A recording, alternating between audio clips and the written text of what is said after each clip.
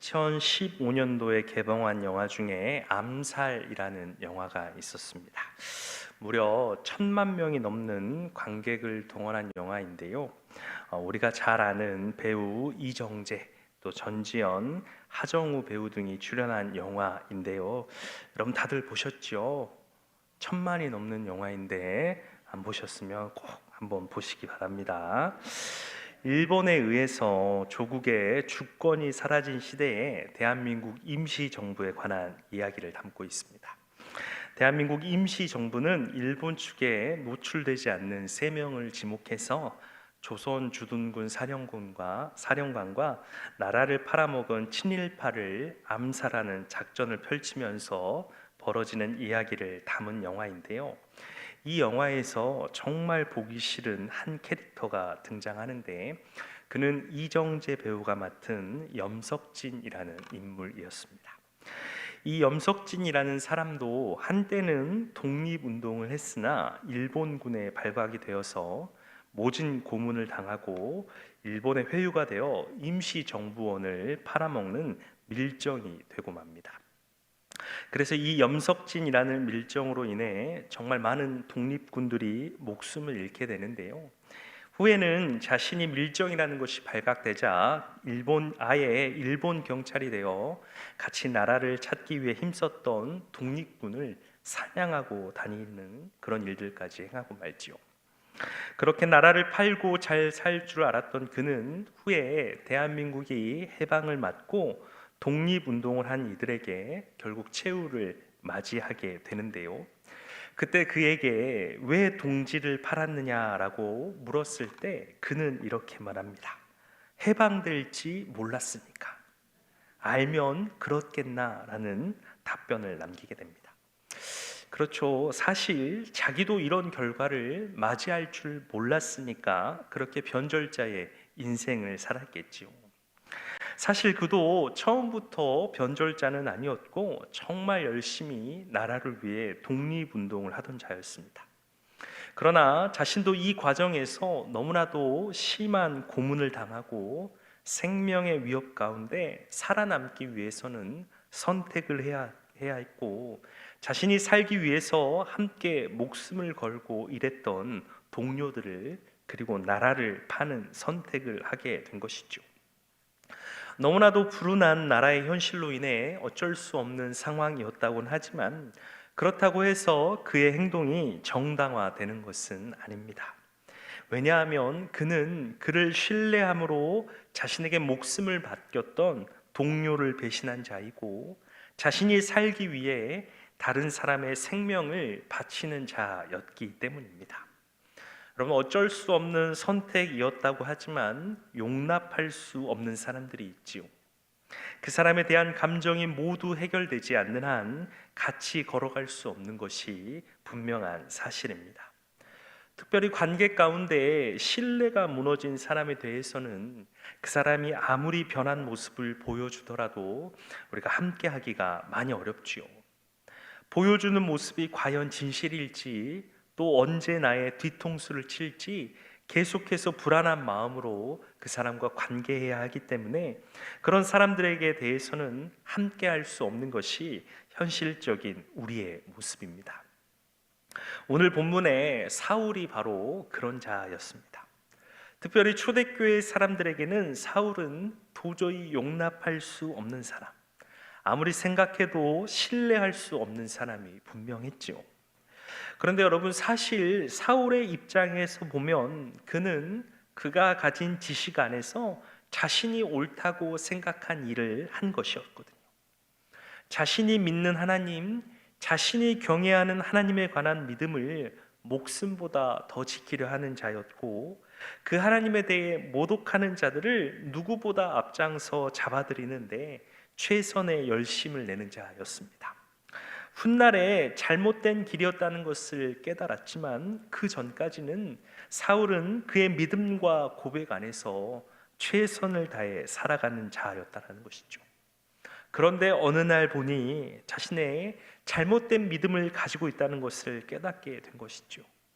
자신이 핍박하였던 예수님을 만나고 보니 자신이 얼마나 틀린 길을 걷고 있는지, 자신이 행한 일이 얼마나 큰 죄였는지를 깨닫게 된 사람이었습니다. 그래서 그 잘못된 길에서 온전히 돌이켜 이제는 하나님이 예비하신 사명에 따라 이방인을 위한 그릇으로 살아가기를 결단하고 나아가는 중이었는데요. 이제는 박해자가 아닌 사명자로 예수님을 믿는 자들을 핍박하는 자에서 예수님을 전하기 위해 핍박을 받는 자로 변한 그의 삶이었다라는 것입니다. 그런데 자신을 바라보는 사람들의 시선은 여전히 곱지 않고 불편하다라는 것이죠. 오늘 본문 9장 26절 말씀을 다시 보면 사울이 예루살렘으로 가서 제자들을 사귀고자 하나 다 두려워하여 그가 제자됨을 믿지 아니하니라고 되어 있습니다. 여전히 교회 공동체 안에서는 사울을 불편한 눈으로 바라보았는데요. 첫 번째 시각은 바로 두려움이었습니다. 여러분, 사울이 회심 전에 교회를 향한 핍박의 모습이 굉장히 강렬했기 때문에 이러한 두려운 마음은 사실 잘 없어지지 않는 것이죠. 스데반을 죽이는 일에 권한을 가지고 있는 지도자였고 그로부터 시작된 교회에 대한 박해에 가장 앞선 사람이었다라는 것입니다. 사울을 중심으로 시작된 교회에 대한 박해가 얼마나 컸는지 제가 지난번 설교 때 한번 나누었는데요.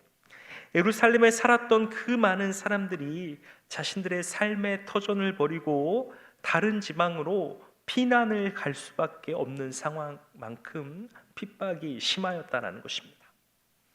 예루살렘에 있던 그리스도인들에게는 집을 버려야 그래야 살 수 있는 재앙이 찾아온 것이죠.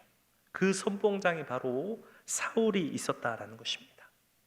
또 사도행전 8장 3절 말씀을 보면 사울이 교회를 잔멸할 새 각 집에 들어가 남녀를 끌어다가 옥에 넘기니라 라고 되어 있습니다.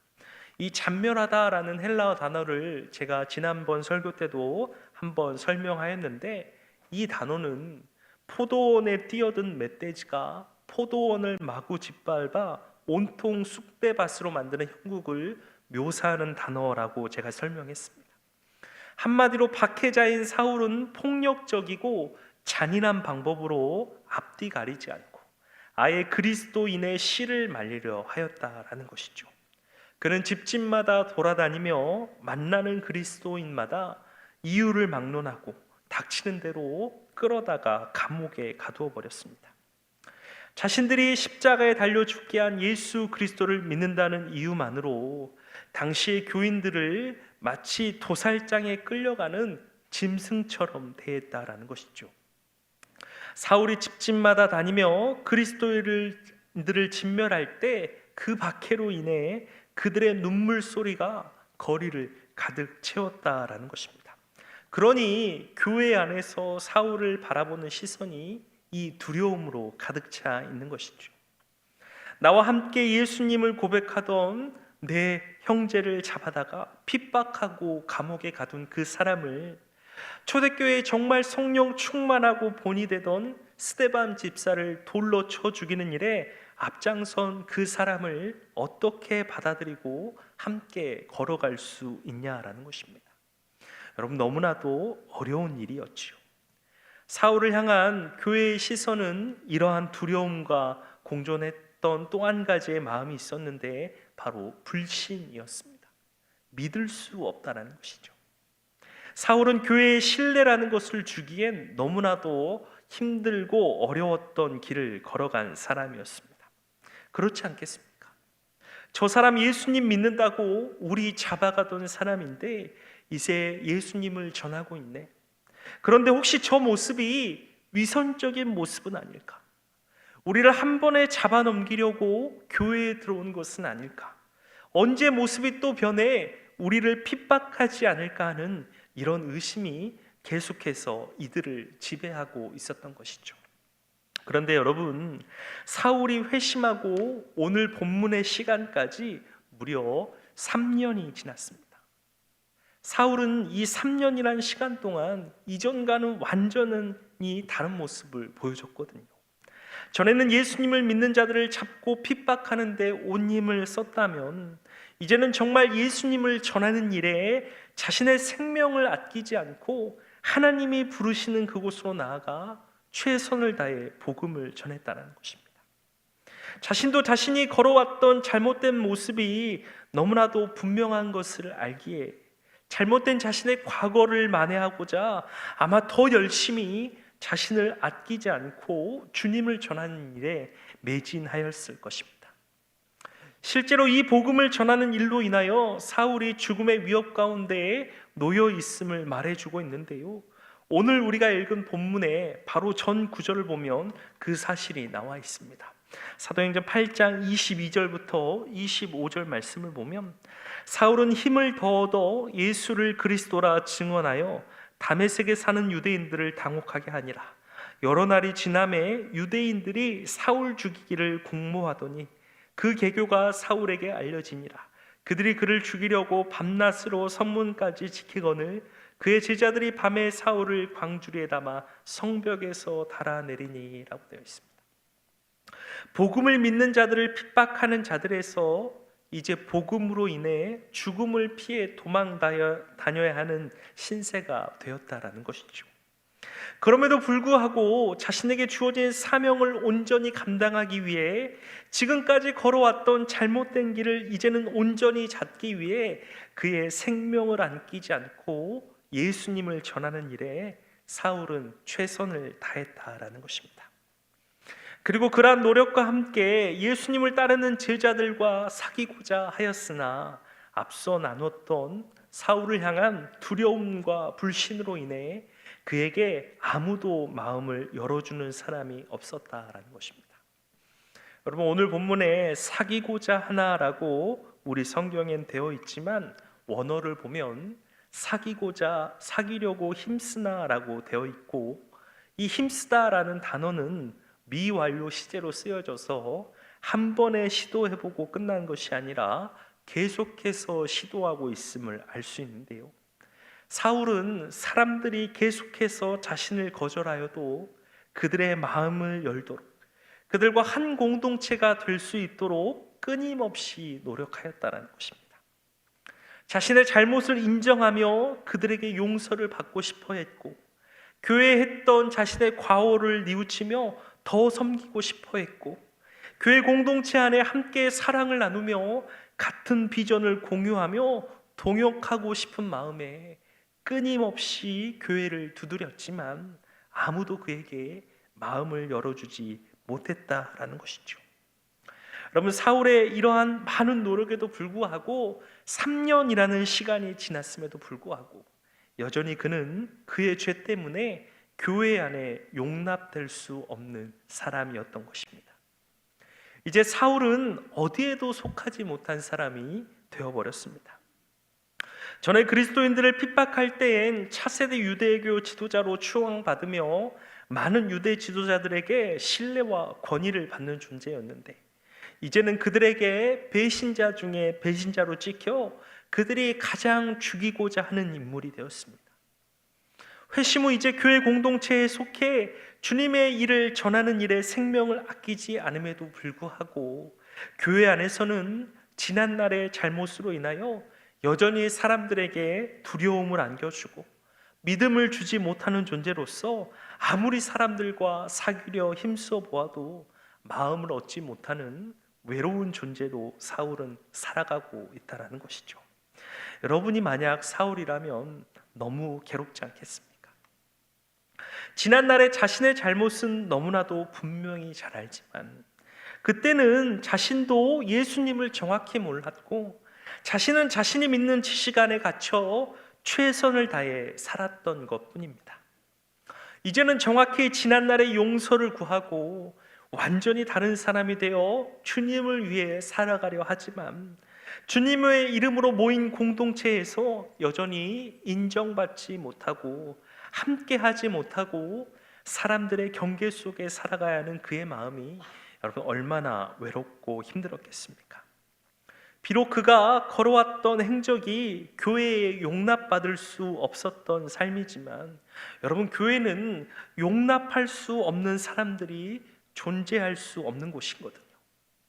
완벽한 사람이 모여 있는 것이 아니라 부족하지만 주님으로 인해 의롭다 칭함을 받은 이들이 모여 그분의 삶을 닮아가고 또 살아가고 전파하는 곳이 바로 교회라는 것이죠. 그런 교회가 3년의 시간에도 불구하고 바울을 품어주지 못하였다라는 것입니다. 이런 시간에 하나님은 이런 사울의 상황을 아시고 사울을 교회의 일원으로 온전히 인도할 한 사람을 예비하시는데, 그럼 그가 바로 바나바라는 사람이었습니다. 오늘 보면 27절 말씀인데 우리 함께 읽도록 하겠습니다. 바나바가 데리고 사도들에게 가서 그가 길에서 어떻게 주를 보았는지와 주께서 그에게 말씀하신 일과 다메섹에서 그가 어떻게 예수의 이름으로 담대히 말하였는지를 전하니라. 아멘. 바나바는 당시 예루살렘 교회에서 가장 사람들에게 인정받고 존경을 받는 그리스도인이었습니다. 자기 밭을 팔아서 어려운 자들을 구제할 줄 알고, 그러면서도 자신을 드러내지 않고 겸손하며 성령에 충만한 사람, 사람들에게 위로의 아들이라고 불릴 정도로 사랑이 많은 사람이었는데요. 그럼 이런 바나바가 사울을 사도들에게 데리고 가서 그를 위한 증인이 되어 줬다라는 것입니다. 바나바가 데리고 사도들에게 가서라고 되어 있는데, 여기서 데리고라는 단어는 꽉 잡다, 강제로 붙잡다라는 매우 강력한 의미가 담긴 단어입니다. 이 단어를 사용한 것을 보면 바나바가 사울의 손을 강제로 붙잡고 사도들을 찾아갔음을 유추해 볼 수 있는데요. 사울이 너무 힘드니까 자신에게 도움을 줄 수 있는 사람을 찾다가 바나바를 발견하고 나 좀 도와줘 이렇게 부탁을 해서 바나바가 중재를 한 것이 아니고, 사울의 모습을 보고 너무나도 안타까운 마음이 든 바나바가 직접 나서서 사울의 손을 이끌고 제자들을 찾아갔다라는 것입니다. 그리고 사울을 위해 바나바가 증언을 하는데요, 그가 예수님을 다메섹 도상에서 만난 일과 예수님의 이름을 얼마나 담대히 전파하였는지에 대한 증언을 하였습니다. 즉, 사울이 얼마나 변화된 사람인가, 회심 후 그리스도인으로서 어떤 삶을 살아가고 있는가에 대한 증언을 통해 사울의 보증인으로 바나바가 직접 나선 것이죠. 여러분, 학자들의 의견에 따르면 아마 바나바와 스데반 그리고 사울은 같은 헬라파 유대인으로서 오래전부터 알고 지낸 사이였을 것이다 라는 추측이 있습니다. 유대를 떠나 살아가는 사람들로서 한 분 하나님을 섬기는 믿음 안에서 같은 민족으로 친분을 유지하며 이 사울과 스데반과 바나바가 지냈던 것이죠. 그러던 어느 날 스데반과 바나바는 예수님을 영접했고, 가깝게 지내던 사울은 그들을 배신자로 생각하고 그중 한 명인 스데반을 죽이는 일에 앞장서서 사울이 나서는 안타까운 운명의 관계였다라는 것입니다. 그러면 여러분, 바나바의 입장에서 이 사울이 사실 그 누구보다 밉고 보기 싫은 존재이죠. 셋은 원래 헬라파 유대인으로서 잘 알고 지내던 사이였는데, 예수님을 믿는다는 이유로 친구를 죽이는 일에 앞장선 사울을 바나바가 여러분 어떻게 좋게 볼 수 있겠습니까? 그가 아무리 회심했다고 한들 지난날 자신의 벗에게 했던 그 악행을 어떻게 다 잊을 수 있겠습니까? 그가 변했다는 소식을 들어도 해결되지 않는 감정과 여전히 믿을 수 없는 불신의 편견을 가지고 그를 바라보는 것이 바나바의 입장으로서는 여러분 일반적이지 않겠습니까?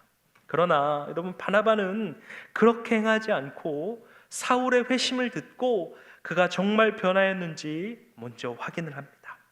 오랜 시간 그의 삶을 지켜보면서 그의 회심을 확인하였고, 그가 예수님을 위해 생명도 아끼지 않는 모습을 통해서 사울에 대한 확신을 가졌다라는 것이죠. 여러분, 바나바가 이런 모습을 가질 수 있었던 데는 두 가지의 이유가 있습니다. 첫 번째는 사울의 주둥 아래 죽음을 맞이했던 스데반의 마지막 기도 때문입니다.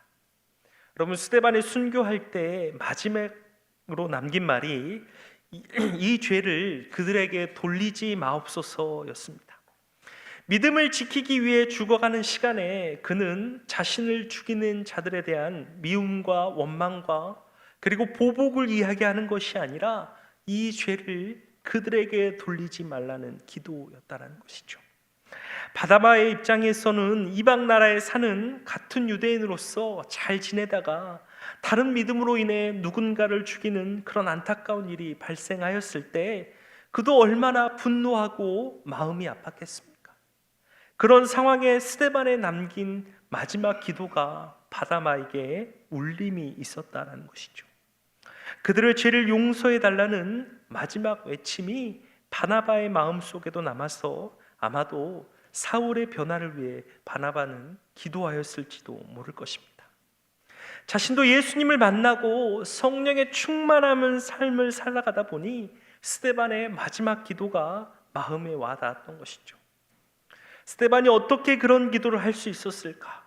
주님이 정말 우리가 원하는 삶의 고백이 무엇일까에 대해 생각하게 되었고, 그 고민과 기도의 끝은 사울에 대한 보복과 미움이 아닌 용서와 사랑, 그리고 그를 위한 기도라는 것을 바나바는 깨달았을 것입니다. 여러분, 사실 바나바의 입장에서 사울의 보증인이 될 필요가 하나도 없습니다. 자신은 이미 교회 공동체 안에서 인정받고 존경받으며 사람들에게 칭송을 받는 위치였습니다. 그런데 만약 자신이 사울의 보증인이 되었다가 사람들이 우려했던 대로 사울이 다시 배신이라도 한다면, 사람들의 기대에 맞는 모습을 보여주지 못한다면 그 책임을 자신도 함께 져야 되지 않겠습니까? 사실 사울의 보증인이 되는 것은 얻는 것보다 잃는 것이 더 많은 상황이었지만 그는 적극적으로 나서 사울의 변화를 교회에 전합니다. 그리고 두려움과 불신으로 이어지지 못했던 교회와 사울의 끈을 이어주는 역할을 자처하는데요, 어떤 학자는 이런 바나바의 역할을 거룩한 중매라고 표현하더라고요. 바나바는 정말 예수님이 이 교회에 원하시는 모습이 무엇일까를 정확히 알고 있던 사람이었습니다. 두 번째, 바나바는 복음의 능력을 믿었던 사람입니다. 원래 자신도 사울처럼 유대교를 믿는 사람이었거든요. 그도 처음부터 그리스도인이 아니었습니다. 자신도 사울과 같은 믿음을 가졌던 사람인데 어느 날 예수님을 알고 그분을 만나고 보니 자신의 삶에 놀라운 변화가 찾아오게 된 것이죠. 자신에게 찾아온 예수님을 사울도 만났다면 그의 인생도 완전히 변화될 수 있을 거란 복음의 능력에 대한 확신이 이 바나바에게 있었기 때문에, 그리고 복음으로 인해 변화된 사울의 삶을 자신이 직접 보았기 때문에 그는 사울을 위한 보증인이 될 수 있었던 것이었습니다. 여러분, 바나바는 확신하였습니다. 교회를 그렇게 핍박하던 사울과 같은 사람이 복음을 전하는 것에 경악하고 불신하는 것이 아니라 사울과 같은 사람도 변하게 하는 복음의 능력을 그는 온전히 신뢰하고 확신하였던 것이죠. 한때는 교회의 가장 위험한 흉기로 예수님을 믿는 자들을 핍박하는 자였지만 그가 예수님을 만나고 복음으로 인하여 변화되었을 때 교회의 가장 유용한 병기로 변환되었음을 바나바는 알게 되었던 것이죠. 나에게 변화를 가져온 주님의 복음이 사울에게도 전해졌다면 그가 완전히 다른 삶을 사는 것이 바나바에게는 더 이상 불신의 영역이 아니었습니다. 여러분, 우리는 이러한 마음으로 우리 교회 공동체를 바라볼 수 있어야 합니다. 어떤 사람의 지난날의 과거가 좋지 않고 사람들에게 신뢰를 주지 못한 삶을 살았는데 어느 날 주님을 만나고 그가 회개하여 교회로 왔다면 우리의 시선은 저런 사람도 예수님을 믿는다고? 얼마나 갈까? 두고 볼까? 믿는 것은 다행이지만 나는 가까이 하고 싶지는 않다는 그런 마음이 아니라 저런 사람도 변화시킨 복음의 능력을 다시 한번 깨달으면서 그들을 편견이 아닌 나와 같이 복음을 듣고 변한 주님 안에 한 공동체로 우리는 바라보고 대해야 된다라는 것이죠.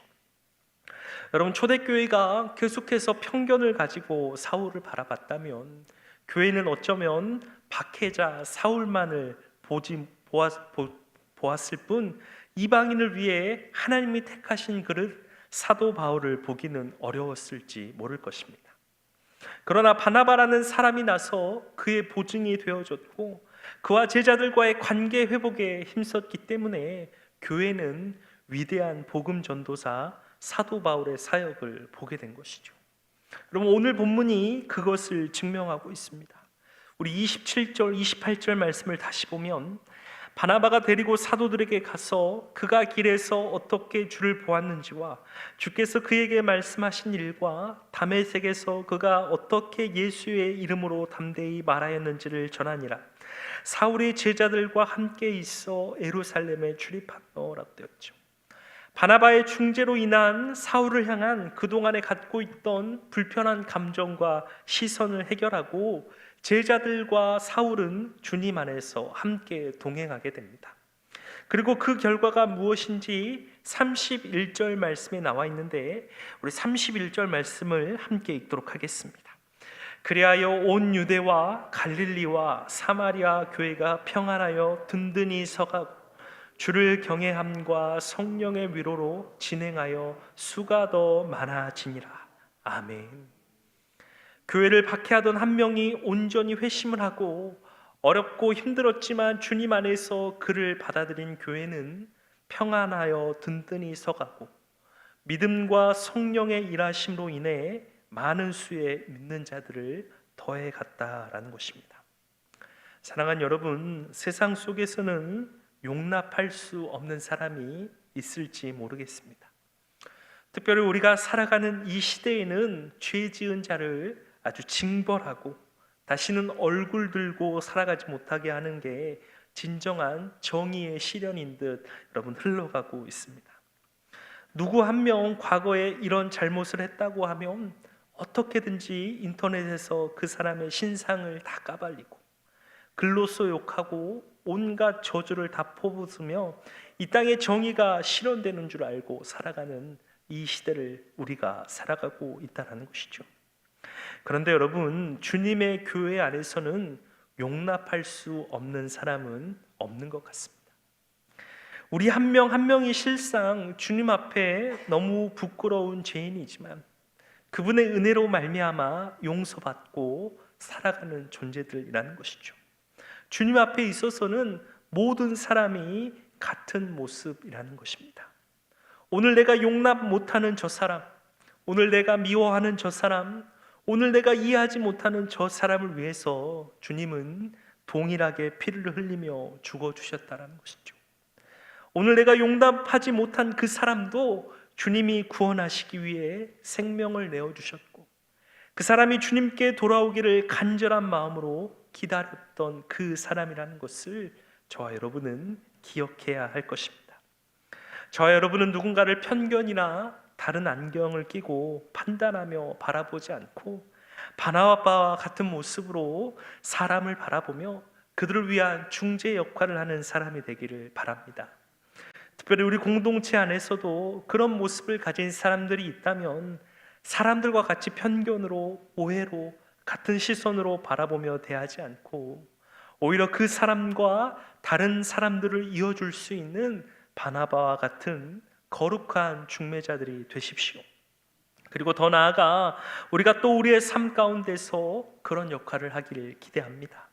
예수님을 믿는 우리가 예수님의 사랑으로 사람을 바라보지 않는다면 여러분, 그건 반쪽짜리 그리스도인이겠지요.